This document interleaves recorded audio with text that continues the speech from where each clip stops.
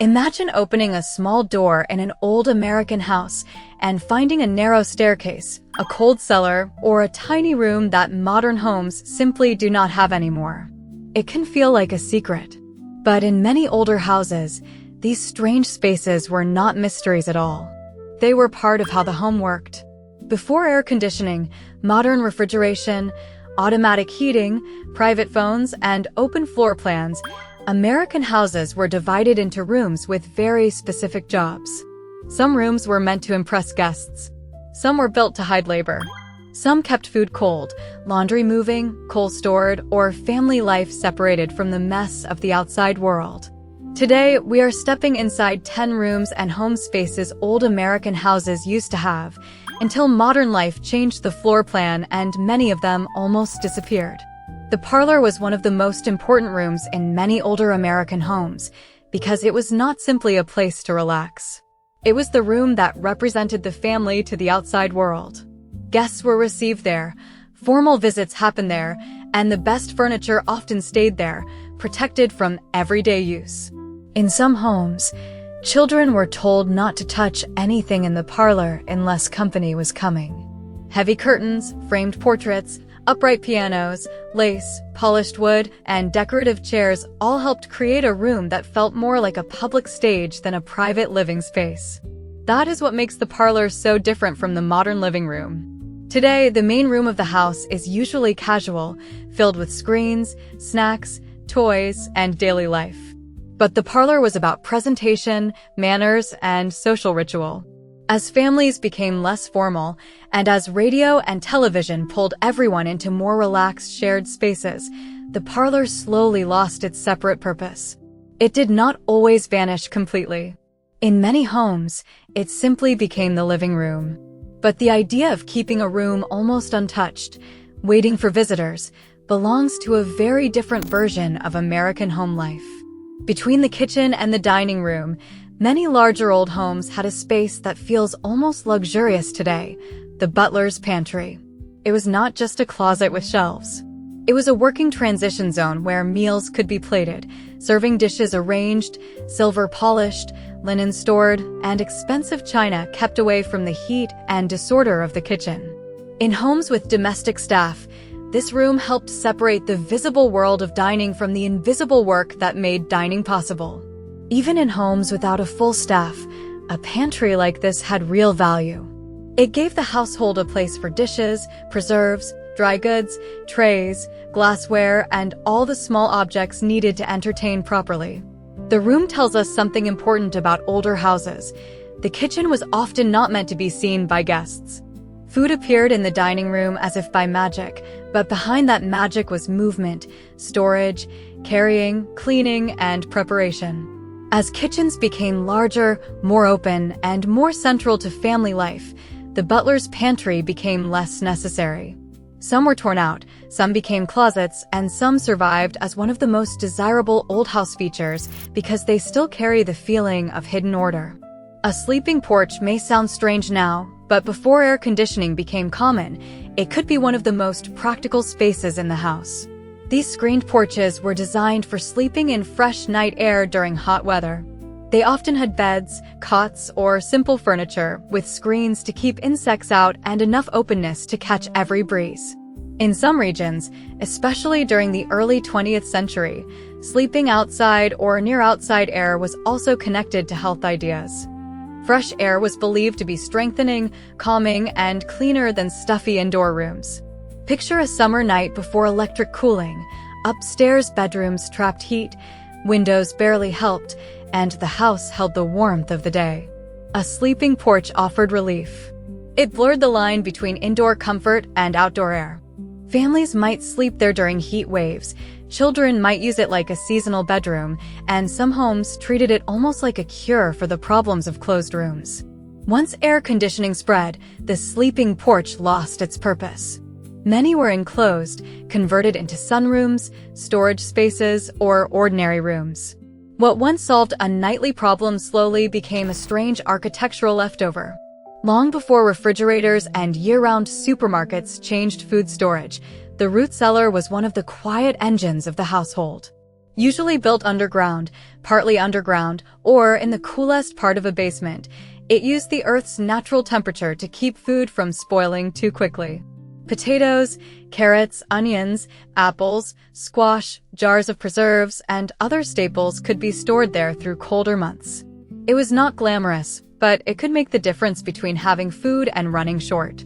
A root cellar also shows how closely older homes were tied to seasons.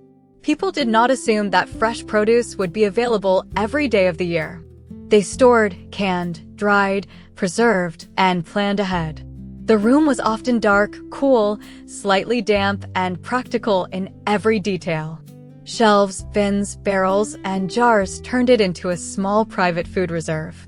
Modern refrigeration, supermarkets, canned goods, and supply chains made that kind of household storage less essential. Many root cellars became basement corners, storage closets, or simply forgotten spaces behind old doors. But when you find one in an old house, you are looking at a time when survival depended on knowing how to keep food through the year.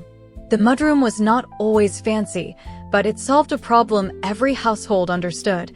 The outside world was dirty. Before paved driveways, attached garages, automatic washers, and easy-to-clean flooring, boots, coats, tools, firewood, school bags, wet umbrellas, and muddy clothes needed a place to stop before they entered the main home. A mudroom or back entry acted like a buffer between the clean interior and the messy reality of weather, work, animals, gardens, and streets. In many older homes, this space was connected to the kitchen, back porch, laundry area, or service entrance. It was where people took off what did not belong in the parlor or dining room. In rural homes, it could handle farm dirt. In colder regions, it held coats, gloves, and boots. In working households, it protected the rest of the house from daily labor. Mudrooms never disappeared completely, and in fact some modern homes have brought them back as a stylish feature. But the older mudroom had a rougher, more practical purpose. It reminds us that the home used to be organized around the boundary between respectable indoor life and the messy work required to maintain it. In many larger American homes, there was not just one way to move through the house. There was the visible route used by family and guests, and then there were hidden routes used for work. Servant stairs, back staircases, and narrow service corridors allowed domestic workers to move between kitchens, bedrooms, pantries, laundry areas, and upper floors without passing through formal spaces. To a modern visitor, these staircases can feel secret or even unsettling, steep, narrow, plain, and tucked behind doors where you would not expect them. But they were not built for mystery. They were built for separation. Older, wealthy households depended on labor, and the architecture often tried to keep that labor out of sight. Meals arrived, fires were tended, linens were carried, rooms were cleaned, and guests were served, while the people doing the work moved through a different map of the same house. As domestic service declined and homes became less formal, many servant stairs were closed off, removed, or absorbed into storage. When they survive, they reveal something the grand front rooms often hide. Old houses were not only about beauty. They were also about hierarchy, movement, and invisible work. A sewing room once made perfect sense in a home where clothing, curtains, linens, and fabric repairs were part of ordinary life. Today, sewing is often treated as a hobby, but for many families it was once a practical household skill. A sewing room might hold a treadle machine, baskets of fabric, spools of thread, patterns, buttons, mending piles, and half-finished garments.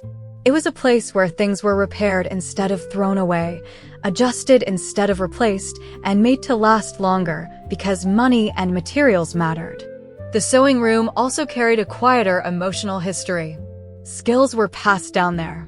Mothers taught daughters, grandmothers repaired children's clothes, and a simple machine could connect generations through repeated daily use. In homes with enough space, keeping sewing separate prevented fabric, pins, and unfinished work from taking over the kitchen table. But ready-made clothing, cheaper retail, fast fashion, and smaller households changed the need for a dedicated sewing space. Many sewing rooms became bedrooms, offices, storage rooms, or craft corners.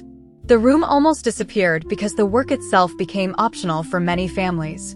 But in older homes, it still points to a time when making and mending were central to keeping the household running. One of the least romantic rooms in an old American house was also one of the most important: the coal room, coal bin, or coal cellar. Before modern central heating systems became clean and automatic, many homes depended on coal for warmth. Coal was delivered through a chute, often into a basement storage area, where it sat in dark piles until someone shoveled it into the furnace. This room was dusty, dirty, heavy, and completely practical. It was the hidden fuel supply that kept the house alive in winter. Modern people often think of heating as invisible. You adjust a thermostat and warm air appears. But in a coal-heated home, comfort required delivery, storage, shoveling, ash removal, and constant attention. The coal room made that work possible, but it also kept the mess away from the formal parts of the house. Coal dust, black fingerprints, metal tools, basement stairs, and the smell of the furnace were all part of domestic life. As oil, gas, and electric heating replaced coal, these rooms lost their purpose. Some became storage areas, workshops, laundry corners, or sealed-off basement spaces. If you find the remains of a coal chute today, it is a reminder that warmth once came from a room most guests never saw. When the telephone first became a permanent part of the home, it did not live in anyone's pocket. It needed a place. That is why some older houses and apartments had telephone nooks, small built-in alcoves, shelves, benches, or wall spaces designed around the phone.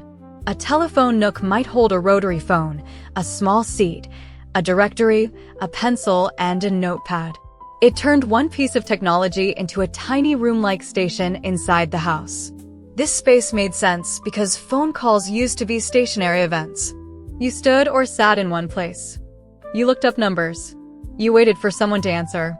You might write down a message for another family member. Sometimes the phone was placed in a hallway, which meant conversations were never completely private. That is part of what makes the telephone nook so fascinating today. It shows a moment when modern communication entered the home, but before it became personal, mobile, and silent. As cordless phones, answering machines, and eventually smartphones changed communication, the nook lost its reason to exist. Many were turned into shelves, decorative corners, or odd little spaces people no longer understand. The attic bedroom is one of those old house spaces that can feel charming, uncomfortable, and slightly mysterious all at once. In many homes, the attic was not just a place for boxes and forgotten trunks. It could become a sleeping space for children, relatives, boarders, servants, or anyone who needed a room when the main floors were full. Slanted ceilings, small windows, steep stairs, exposed beams, and summer heat made attic rooms feel very different from regular bedrooms. The attic bedroom tells a story about space, money, and family life. Older households often had more people under one roof than we expect today. Extended family, hired help, rented rooms, or growing children could push a house to use every available corner. The attic was private in one sense, but it was also usually less comfortable, less heated, less cooled, and sometimes less finished than the rest of the home. Over time, building codes, comfort expectations, insulation, HVAC systems, and changing family structures transformed how attics were used. Some became beautiful renovated rooms, while others returned to storage. But the old attic bedroom remains one of the clearest examples of how earlier families stretched a house to fit real life. And that is what makes these vanished rooms so fascinating. They were not random architectural quirks. They were answers to real problems: heat, food storage, social rules, domestic labor, communication, fuel, clothing, privacy, and money. Old American houses did not just have different decorations. They had a different logic. The floor plan separated guests from work, clean spaces from dirty ones, summer air from winter storage, and public family image from private household effort. Modern homes became more open, more automatic, more casual, and more comfortable. But along the way, many of these specialized rooms lost their purpose. So which vanished room would you bring back today? A sleeping porch, a root cellar, a butler's pantry, or one of those strange hidden staircases? Let me know in the comments. And if you enjoy exploring the forgotten details of everyday American life, subscribe, because there is still a lot of lost history hiding behind old doors.